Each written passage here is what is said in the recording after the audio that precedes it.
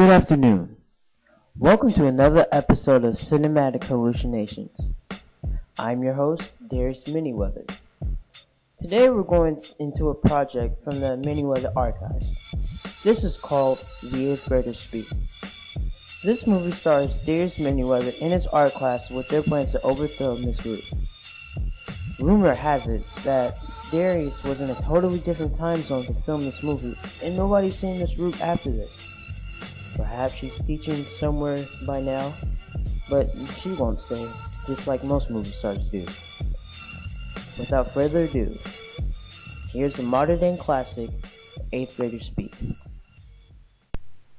Last year at Fernwood, we had an art teacher by the name of Miss Whoo. She was a good teacher, but very emotional, and she kicked out a lot of students. All the other teachers knew about this, but they didn't do anything. They were too focused on getting their money. As the year went on, we got more and more students, which caused us to cancel our showcase at the annual Fernwood auction because she thought we weren't prepared. We were very sad because there was so much hard work that we put in each picture, bowl, plate, or anything else that we did. We were plotting and planning on how to get back at Miss Whoo. That's when we came up with an idea. Sometime around March, Miss Whoo got into an argument with another student over a pencil. That's when she lost her mind. Now, if you guys don't stop this bull I have to put up with, I'm going to call the principal. There was an awkward silence. And then we started laughing. She got so pissed off at us.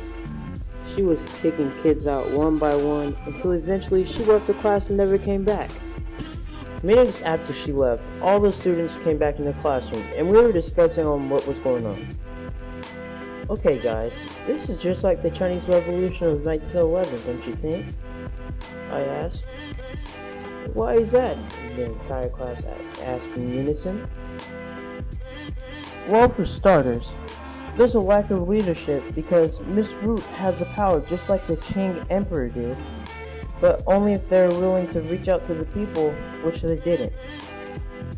The leadership is lacking here. Our showing at the auction is just like the sales of government posts, because we didn't meet the expenses that the school or the government wanted. Since we got new classmates, we, the students, gained more power because 30 angry students versus one emotional teacher could mean trouble.